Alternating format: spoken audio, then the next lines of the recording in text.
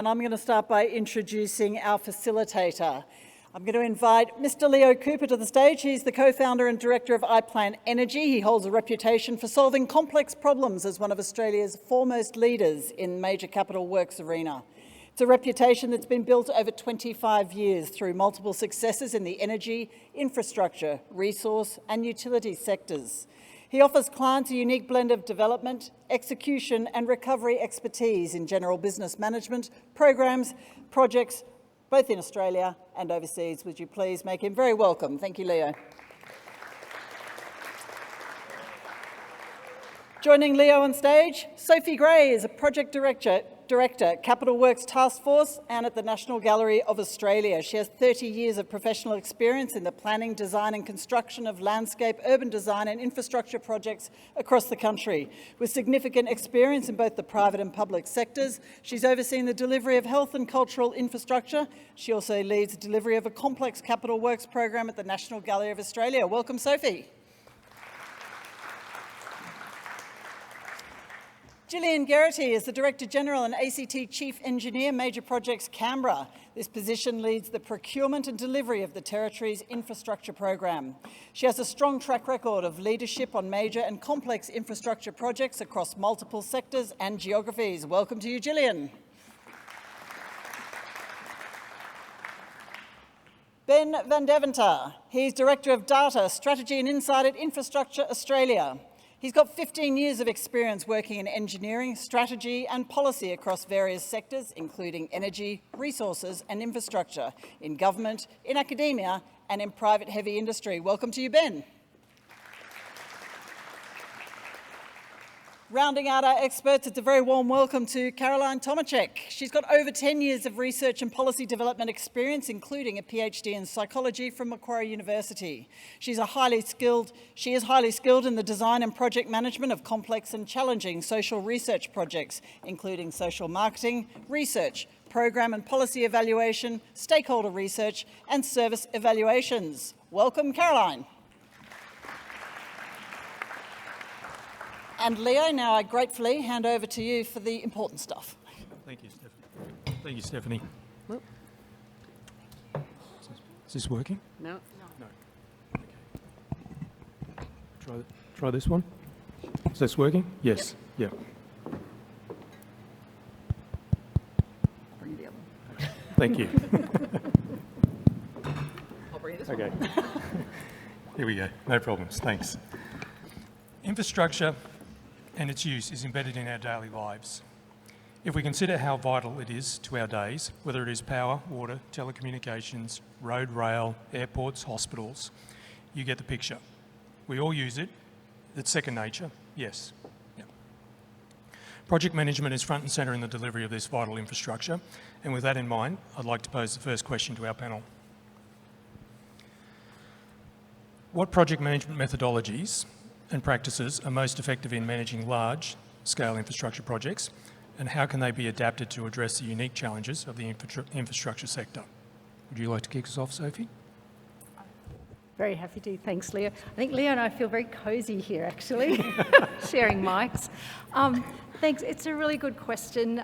Certainly from my personal experience and background, I've worked particularly in health infrastructure delivery.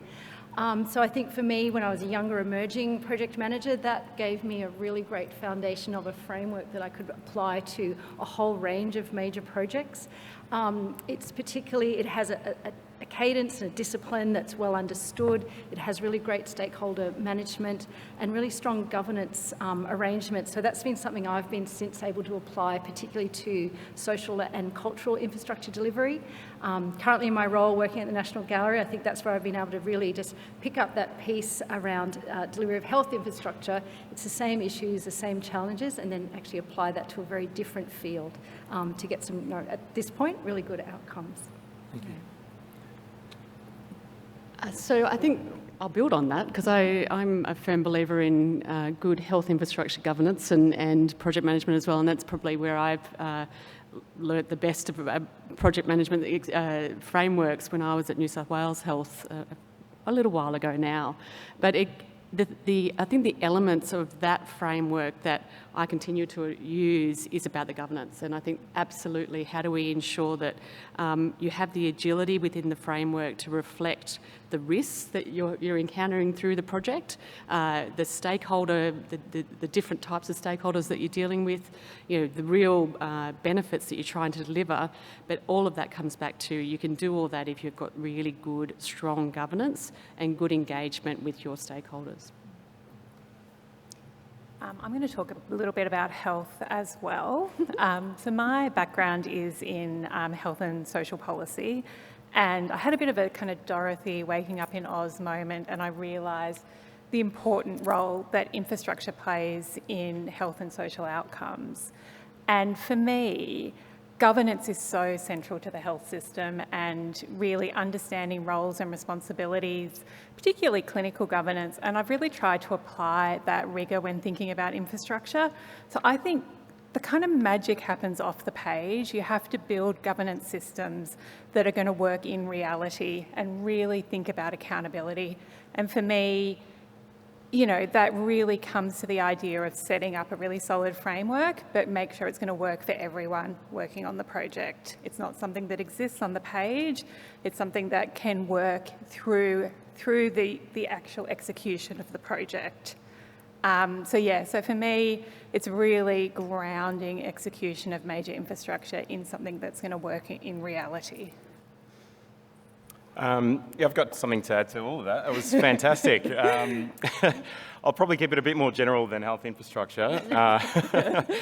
But for me, I'm a very simple person, so I like to keep things quite basic. But I was really bolstered to hear in some of the sessions that I visited this morning, I think it was Rob Loader, who mentioned the importance of ensuring the strategic alignment of your projects. I mean, it's no use coming up with the best delivery methodologies or even best practices when it comes to, I suppose, how you're going to execute that project if the reason why that project exists in the first place isn't absolutely clear. And when I say the reason, it's not just simply, how does this fit strategically in terms of the objective, but also like, what are the trade-offs? And I think for health projects, that can be quite complex because it's not always just simply about cost and time. There are other factors that you need to consider. And those factors need to be very clearly communicated so that the project can be planned and executed to ensure not just delivery success, but also in terms of absolute outcome success. Yeah, I would just to riff on that slightly, I would totally agree with that. And I think whether it's health or some other form of infrastructure, you have to think about the piece of infrastructure within a broader context. So I have some really great examples of health infrastructure. For example, in the Northern Territory, an amazing piece of health technology in a new facility, but there were no staff who could necessarily operate that piece of technology, or was there the internet connectivity to be able to operate it successfully. And I do think, sometimes people get very excited about infrastructure and, it always looks good. It's always a big announcement, but I think you really have to put community and sort of both other pieces of infrastructure, but also, workforce planning, community planning, making sure that it is going to work in the real world. And so for me, taking that time to set a foundation and know what the beating heart of the thing is, to use another health analogy, to know what we're working towards. And for me, that is really important as well. Thank you. That sets us up greatly for the next question with those responses. How can project managers ensure stakeholder alignment and collaboration in complex infrastructure projects, particularly when dealing with diverse interests for public and private sectors? Do you want to kick us off on that, Caroline? Oh, for me again. Absolutely. It's been interesting for me, having worked on large pieces of social policy. I wrote the LGBTI health strategy for New South Wales and worked with the Commonwealth on a national palliative care strategy. But I have, through working in infrastructure policy and thinking about the planning of major infrastructure, realised that the policy and political environment is much more complicated, and the intersection between the public and private sector, I'm sure I'm not telling any of you anything you don't know, but is more nuanced. And so for me, consultation is paramount, understanding how a piece of infrastructure is going to impact on community or other stakeholders is crucial. But I also think that flexibility, so not being afraid to shift or move on a particular issue or the way you approach an issue depending on a changed environment. And I think sometimes both myself as a project manager and junior in my career, and I think across all levels of government, I think when we have got things wrong, it's because there has been an inability to be flexible. And I do think if community sentiment changes, or, you know, there is sometimes an embarrassment in going back from a particular commitment or changing a path, pun intended. But I do think in order to have successful forward momentum is really, I think that flexibility is crucial, and taking the time to understand the environment in which you're operating and not sort of going, you know, maybe that means things are slower, but I think the outcome can generally be more positive. Gillian, do you have any views on this? Lots of views. I'm very fortunate that I've had a career working in both as a contractor, a consultant, and now in government for the last 9 years. And I think the infrastructure is only an enabler. And I think the ensuring that we maintain throughout the project or throughout whatever it is that we're delivering, what we're actually delivering as the benefit for community is key. And as soon as you lose focus on that, and that's when you lose focus and you lose momentum of the project. I think that, and that's why I said before that you have to keep the benefits front of mind in every project management framework, because that's actually what the project is about. It's not about your commercial return. It's not about what the government policy was at the time. It's about the benefit that we were actually meant to be delivering. Can I add to that? That's yeah, really good insights there, and I love hearing your lived experience from both perspectives. What I see often as the failure of stakeholder management is not recognising it is a parallel process that actually feeds into the actual definition of your project, right? The actual design. It's not just, hey, stakeholders, here's something that we're doing. You know, what are your complaints? It's actually engaging with them and making them part of the process, and actually realising that their input actually has the ability to shape the success of the project, exactly what you just mentioned. But that needs to happen as not an afterthought when I suppose the horse is already bolted, but actually right at the front end, starting by correctly identifying your stakeholders who need to be engaged, and then engaging them in such a way that they do have the ability to influence the ultimate outcome of the project.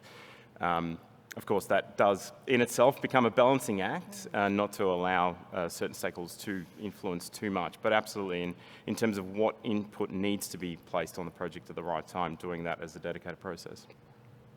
And I think making that very genuine, I think really, you know, engaging with community or stakeholders in a way where you have set up a project such that there is that ability to be flexible and allow for community to be heard. And I think that may mean, you know, again, it comes down to that idea of you may have a fixed idea about the benefits of a particular piece of infrastructure and, you know, what it will do for community in an academic sense, but actually really taking the time to think about and the benefits, and really, you know, rather than, you know, again, racing ahead, really, you know, anchoring it, as Gillian says, in the benefits to community, and really taking that time to listen. And Leah, if I could add, I think what's really important as part of that is also that the delivery of the project and engagement with stakeholders is part of also that storytelling that's really important. You can engage with your stakeholders, but if you're not also including in that, how do you communicate that process? How do you share those stories? How do you make it part of that community building process as well? Often it's how the story is told will be how stakeholders actually feel they've been engaged and how they feel about the outcome. So it's a really important part of the process as well. Yes, and I think we're seeing it come through very strongly, particularly in the energy space at this point in time around stakeholders and the energy transition. There's a lot of pitfalls for people who are, you know, looking for the easy path through that. Yes.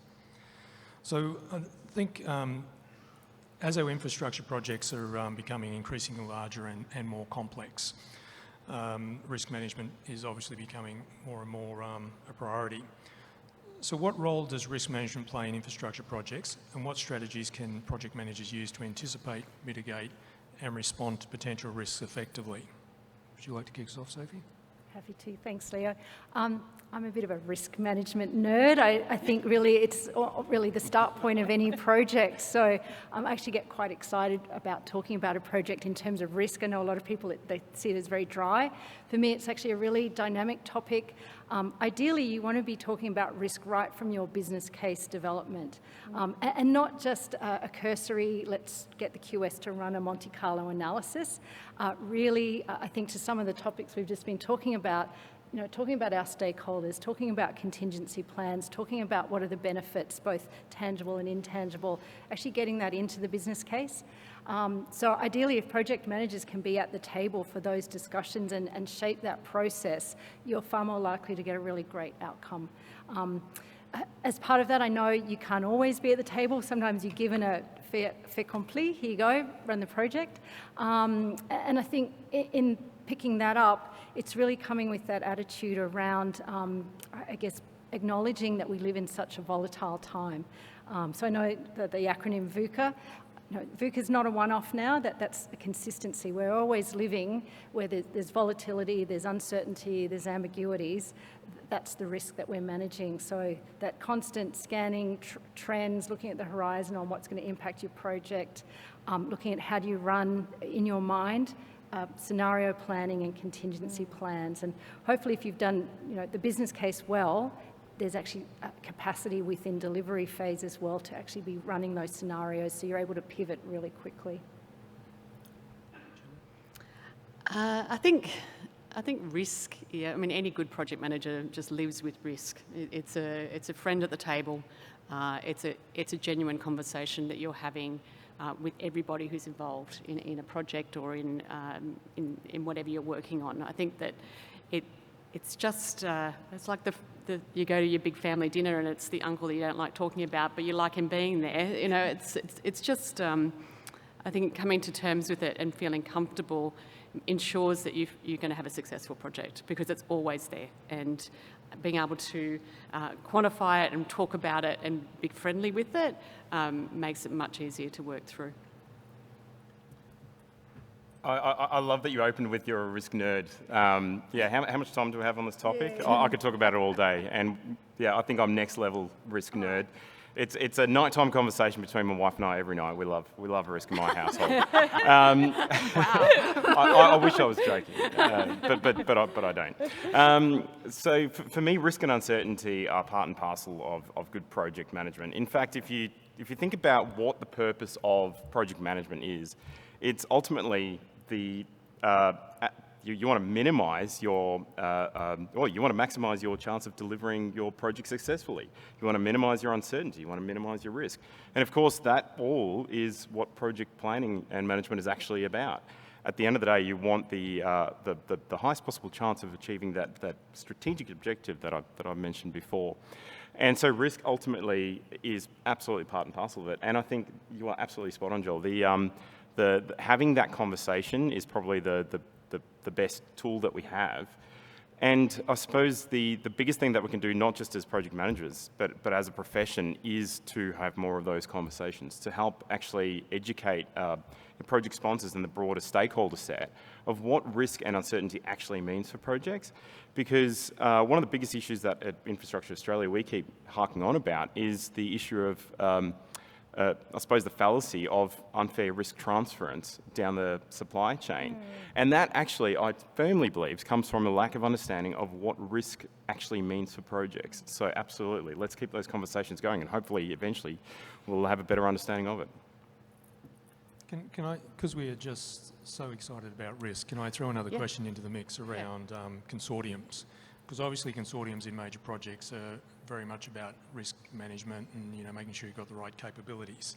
Any comments on that? I think this is one for me. So I I've been thinking about this a little bit lately because Urbis, the company I work for, is often part of larger consortiums. We're a sub-consultant to an engineering firm, a law firm, a Big Four consulting business. And I do find in that environment it can be very difficult for us to manage risk because there's limited transparency to whoever has commissioned the work, and we're not able to have those conversations. And so I really am kind of interested, and don't have any solutions, or it's more of a reflection that in how we increase transparency and we increase accountability and enable those conversations across the different layers of a consortium, and there isn't sort of holding either risk or benefits, that it is, there is that level of transparency, because I think where we take on risk sometimes is when we're not able to have the conversations we need to have with the commissioning agency or entity, and it feels like you're operating a little bit in the dark. And I also am a risk nerd, and particularly appreciate kind of good governance, and I think really thinking about how that governance can work, so that when you're the smaller organisation and you maybe haven't been commissioned directly, that you still have the capacity to respond to risk in a flexible way. Thank you for indulging me with that question. Do you want to add to that? I think consortiums, it comes down to the culture, and the culture is paramount. And something we talk a lot about at MPC is we work with different consortiums and different contractors, and the construction industry in Australia today is probably in the most difficult situation I've seen in the last 30 years of my career. And we've got to ensure that we have culture with our partnerships that actually drives conversation about risk in a constructive way. And so we're really keen to talk about how do we set the expectations of what our culture is. So we have behaviours, and we have trust, and we have ways of working where we're talking about risk on the top of the table. That is, if we don't talk about it together, then we're not going to solve it, and it's going to hit us at the worst possible moment. So it's all about culture and making sure we are working in as a team. So that's a good lead into resourcing. We always hear about resourcing being a challenge in infrastructure. So what are the impediments to ensuring sufficient capable and competent people are available to support the pipeline of increasingly complex projects, and how do you see us overcoming this? Maybe if we can get you to kick that off, Ben. Yeah, it's one of my favourite topics. I've been lucky enough to be working on the MUC capacity program at Infrastructure Australia now for 4 years. And this is one of the biggest issues that we've identified, is the supply of the labour force for public infrastructure, and specifically project management. So I suppose one of the more core issues, I just had a conversation before, is we don't know how many project managers are out there. That's just a fundamental issue in terms of the classification of project management as a specific profession within the ABS's classification. The ANSCO code just doesn't exist. So it's really hard to know exactly what the workforce is out there. That kind of more fundamental geeky data side of it aside, some of the other things that we can do is to ensure a stable pipeline of demand. So again, those are the recommendations that we've been making consistently and through our work, is in order for the supply side to exist, there has to be a stable pipeline to essentially justify, people investing in their own training, people investing in their own careers, in organisations investing in their capability and their people. And then beyond that, I'm also personally a firm believer in the capability of the owner organisations. There is a lot to be said. Back to my statement before about the understanding of risk. The reason why we are transferring risk down the supply chain is because we don't understand what that risk actually means to the supply chain. And so there is certainly a lot that can be done in terms of ensuring that people within the owner organisations do have that project experience, so that when they are leading projects, they are understanding, I suppose, what the decisions mean further down the track. Caroline, did I have actually been nerding out on some of your work, Ben, and something, it's an occupational hazard for me as a researcher, that really struck me was around female participation and how do we encourage a safe work environment and a work environment that is appealing to women and other minority groups. And I think that is something that is worthy of consideration. Because that is there's huge potential. And something else I had been reflecting on with regard to this question was around contracting, which another exciting topic I'm very passionate about, and procurement, and how do we procure in a way, particularly for public social infrastructure, such that it is an appealing option? And do we group together contracts? What does it look like for the different members of the consortium? And really thinking about procurement. And, you know, the labour market will follow. I think if we can guarantee, as you say, a certain type of work or a certain type of contract, then the labour market will follow. But really it is around making those projects appealing to the sector, I think. Gillian or Sophie, did you have any views from a client organisation perspective? Yeah, look, I think from my perspective, it's getting the skills and experience mixed right. And I think the really amazing thing that I've realised since moving to Canberra is that, and delivering great infrastructure projects here, is that people want to work on them but may not have the skills or experience. So it's about getting the right mix together, whether or not it's with our industry partners or it's internally of the government.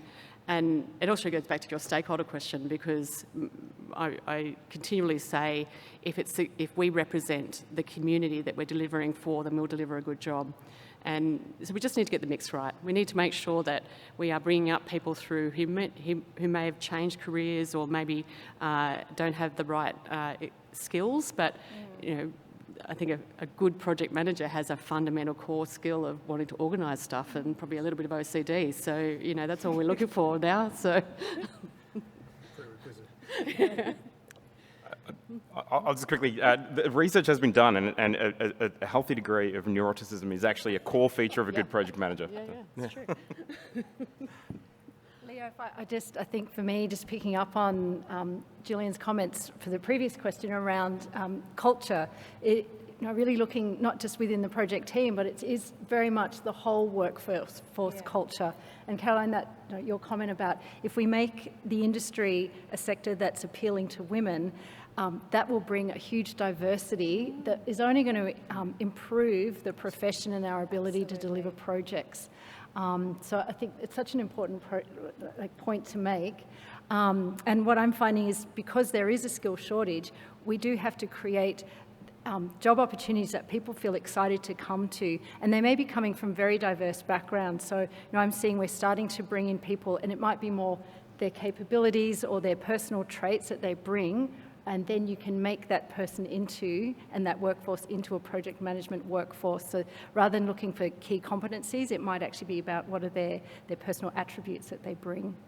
And I think in that context, micro-credentialing is something that's worthy of consideration as well. I think, if you think about the pipeline, and, we always talk about the pipeline when we talk about, a workforce, and we often talk about, going back to education, but that is a longer term solution. And I do think if there are ways of upskilling individuals into emerging markets in particular, and Urbis is doing a lot of work in renewables, and what we're seeing is that there just isn't the training available. And so there is a willing workforce, but not necessarily that kind of credentialing. And so I think thinking about ways in which we can we can bring expertise and capability faster to meet the needs of a market is really interesting, and that would involve, as Sophie says, thinking about skills differently, thinking about capability differently. Maybe you don't need an engineering degree. What could that look like if you come from this background? If you have so just really thinking flexibly. And I really could not agree with you more, Sophie, that it does bring diversity, and diversity in thought, diversity in experiences always, in my experience, lead to better outcomes for programs, whether it be physical infrastructure or otherwise. That, if you have people who think differently to you and challenge each other, the outcome is almost universally better. So there was a fantastic session yesterday one of the breakout sessions in sustainability and project management, and it was heavily focused on climate impact and sustainability. So Sophie, can I put this question to you? How can project managers integrate sustainability and resilience considerations into the planning and execution of infrastructure projects to ensure long-term viability and adaptability? Thanks, Leo. I know I've already spoken a bit around the importance of the upfront planning, and again, I think that's where absolutely in that business case and feasibility phase, we need to be having those discussions on how we actually incorporate sustainability into our project delivery. It's not optional anymore. I know we've got for Commonwealth Government, there's net zero by 2030. There's requirements for company directors with climate change disclosure reporting. So it's here now, we have to tackle it. Probably in thinking about this, the bit that I think is not looked at sufficiently is then the end of the project. And there's a tendency to think about the project has a start and a finish, but I would also suggest you have to look through the project to who's the asset maintainer, what happens once you've handed over the project, because at the end of the day, what you give them is then their ability to actually meet climate change targets and energy reductions. So for me, because I've now got responsibility for facility management where I currently work, that's given me a whole new lens and that real focus on whole of life delivery. And I've seen some great examples of really small things that can be done through the project that can have enormous benefits in terms of the next 40 years that someone's actually maintaining that asset. Ben, do you have a view on this? Yeah, oh boy. I feel it. He's like, I want to talk about it. Yeah, I'm just timing myself now so I don't talk for too long. It's just another one of those late night conversations that I love having. Yeah, absolutely. Certainly not as an afterthought is how I would open that. So completely agree. You know, having it as part and parcel of your project's upfront statement of success or definition of success is the only way to do it. But even taking a step further back from that, and I'll just quickly add that particular point, you know, the classic cost versus influence curve, you know, was presented this morning in the opening keynote. It's not rocket surgery, but yet we still get it wrong. But I think the reason we still get it wrong is if we take a step further back at what sustainability and resilience actually mean, it is a step change in how we're currently doing things. It is challenging the status quo. And you can't do that on a project level. That's on a system level, and it is on a whole value chain level. So, you know, I'm sure many of you have had this experience as project managers on a project where you've got a mandate to use certain materials because, you know, in order to reduce, say embodied carbon emissions or to meet certain sustainability targets. But then when you actually go to procure those materials, they just either don't exist or the supply chain capacity isn't there to meet your need. And so that is an issue which happens time and time again. Or one of my favourites is the materials that are available on the market don't meet the current specifications and standards of the agency for which you're delivering. So it is such a complex problem. I can keep harking on about this all day, every day, but really the way that we ensure sustainability and resilience is not just to bake it into the project's delivery, but also to look at it from a systemic perspective. I'm going to leave it there, but it is obviously something I'm very passionate about, and it is something that in Infrastructure Australia we have actively been looking at for a while now. Oh, you go. No. I was just going to reflect. You like it. Someone recently said to me, an important frame to put on infrastructure is how to be a good ancestor. And I do think that kind of long-term visioning, and we often get, and I think we have quite a short political cycle too, and we have to be really careful not to get caught up in the big ribbon and the big announcement and really think, and this happens in health actually, not to go back to health again, but in health infrastructure, and everyone loves a new hospital. But, you know, if you think about that kind of longer term sustainability and longer term vision, both for community but also environmentally, it's probably not as sexy, but I do think we have to continually have that frame when we think about infrastructure, strategic infrastructure spend in particular, how different pieces of infrastructure are going to work together.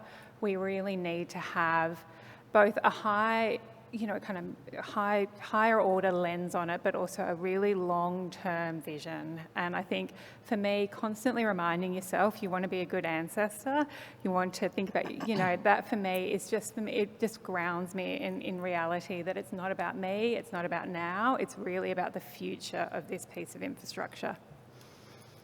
I'm sorry, I've just got to quickly bite onto that. I know I'm probably speaking more than I should, but I absolutely love that. And, I mentioned before that we have to challenge the status quo. And so it absolutely is a shout out to those, specifying engineers and project managers. If you are facing a challenge, be brave. And that is your motivation right there. Try to be a good ancestor. So I agree with all of that. I think that we have an issue where projects take a long time. We're currently working on a project that we won't sign contracts on for 4 years. And we've been working on it for 3 years. So it's how do we have that sentiment in terms of trying to achieve a objective around this and not just be so hardwired in. But I do think sustainability and resilience is much broader than some of the things we talk about now. And I do think about, different other things, how we ensure that the community spaces are safe for kids. How are they safe for gender neutral? How are they safe for neurodiverse people?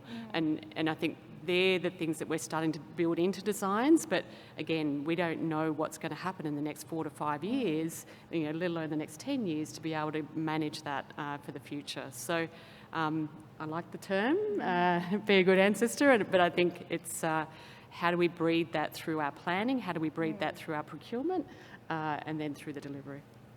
And I think that does involve a bit of guesswork, definitely. And I think that, particularly for longer term projects, it is an ambitious vision.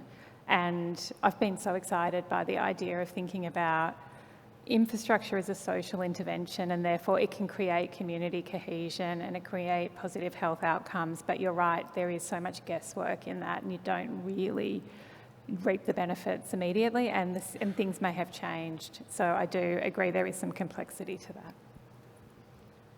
So can I put that challenge to all the leaders and project managers here in the room to reflect on what does a good ancestor look like in what you do in your day-to-day?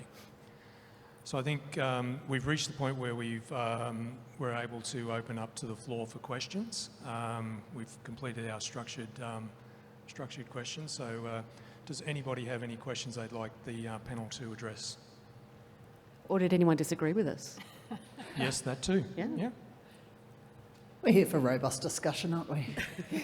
And folks, if you want to raise your hand while the questions are being asked, and I'll make my way over to you. Thanks. This one's a little, Troy Cameron, Department of Defence. This one's a little different to the theory that we've been discussing. 10-ish years ago, the NBN was Australia's largest infrastructure project. Each of you, what would be the next national infrastructure project? Why? And if it differs from one of the previous panel members, why would you prioritise that over something that's already discussed? Ooh, that's a good question. I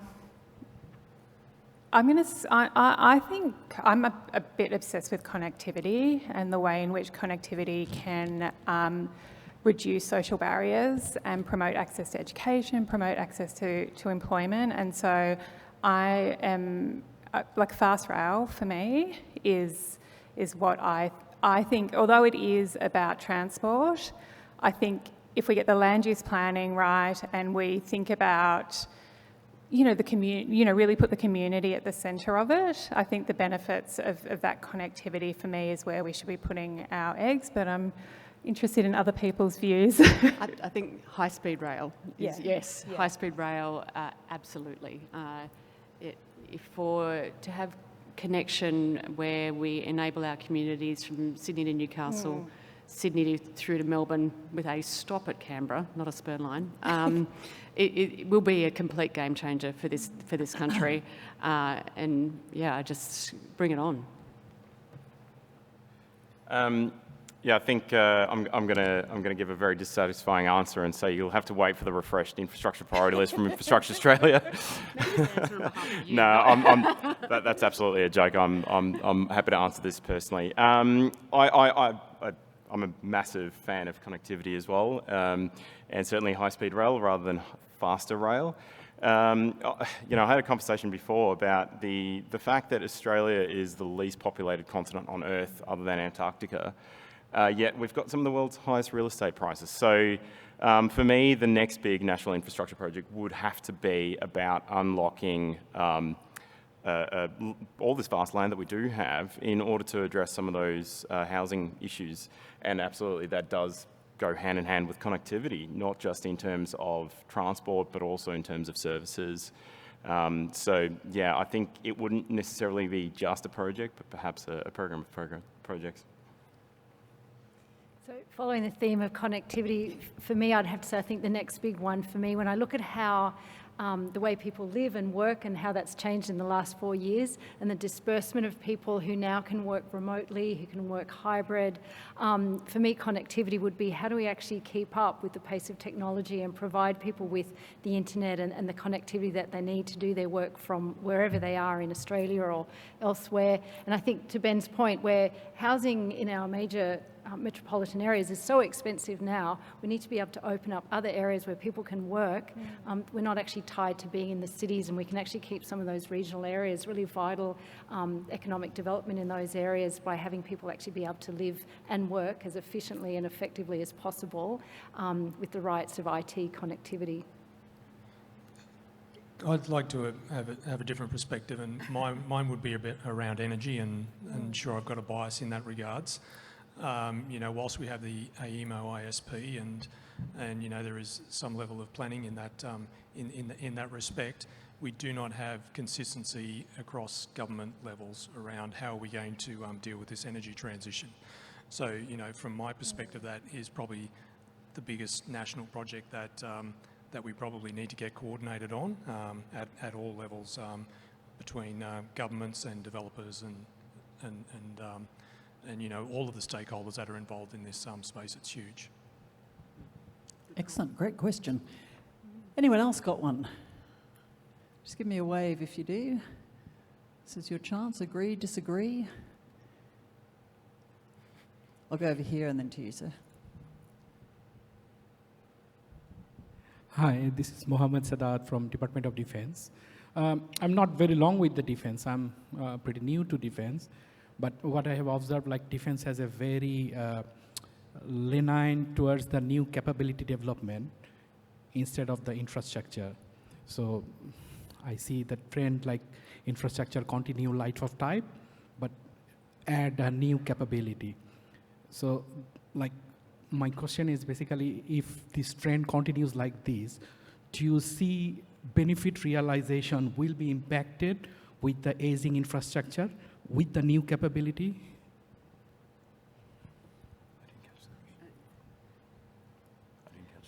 We might get you to repeat the question. Sorry, it's just the audio is a bit funny on the handheld mics. Our apologies. So, like the benefit realization will be impacted due to this aging infrastructure, while new capability is in place. Does that make sense? So is the question around the assessment of benefits on ageing infrastructure, and how is that being reflected into the development of new infrastructure? New capabilities. So new capabilities. Yes, due to the strategic environment, new capabilities being added, like AUKUS and all those new capabilities adding, but the infrastructure is aging and the life of type is being extended into the infrastructure. So how these two will match up into the benefit, real actual benefit, what should provide those capability projects? Okay. Did we get that? Not quite. The audio got better. That's all right. Not a problem. You can leave it for now. Thanks.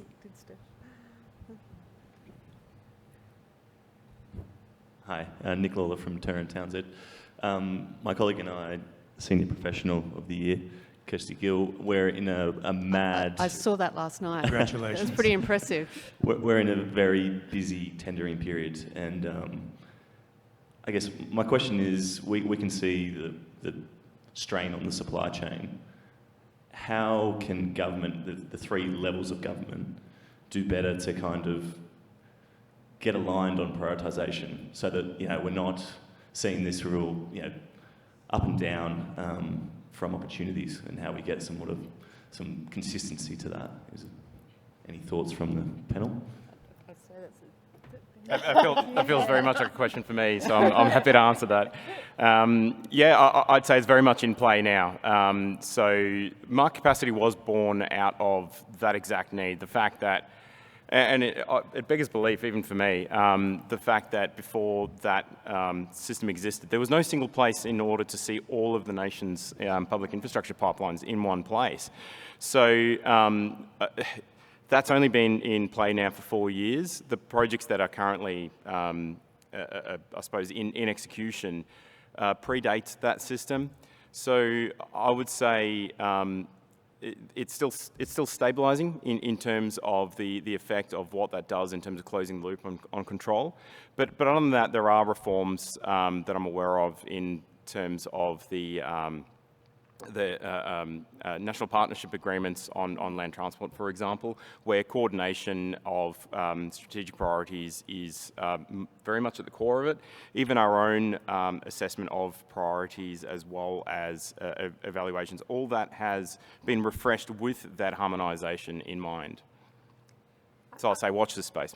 I was reflecting earlier actually in a conversation around communication between different levels of government, which is something not unique to infrastructure. And I think having worked on a number of national partnership agreements and sort of the city deals, and I think my reflection is that sometimes there isn't great like the language and the way in which the governance is set up doesn't promote kind of informal communication.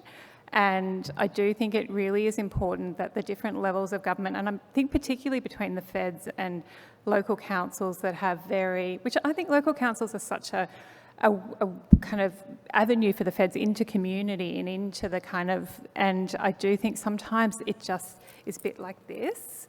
And so finding ways in which those different levels of government can formally have governance like a partnership agreement around a piece of infrastructure or a program, but also thinking about really just those kind of informal conversations and being flexible enough in governance and flexible enough in probity and procurement and other things we all operate in, policy, such that there is just, that capacity for informal conversations and alignment, and making sure that the type of language and the mechanisms enable that.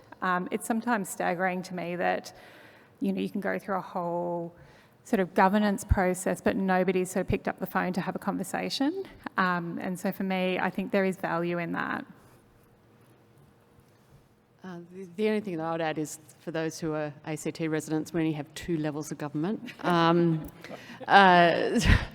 But having worked for most of my career in New South Wales, on reflection now, I actually exactly that the local councils could be a huge source of really good prioritisation for the state that I don't think is tapped on in New South Wales as much as it should be. And I think the downside we've got in the ACT is if we go and deliver a health project, but Queensland decides to deliver 8 health projects, then they actually suck all of the supply and all of the experience and the skills for those who want to live in Canberra and not live in Brisbane. I don't know, but so that's our hard thing. Anyone else? Last chance for a question before we wrap up. Leo, I think it's back over to you to wrap up your panel. Thank you. Thank you, everybody, for participating and attending this panel conversation today. I'd like to thank the 4 panellists. It's been a great conversation. Thank you for the energy that you've brought today. Thanks, everyone. Thank you.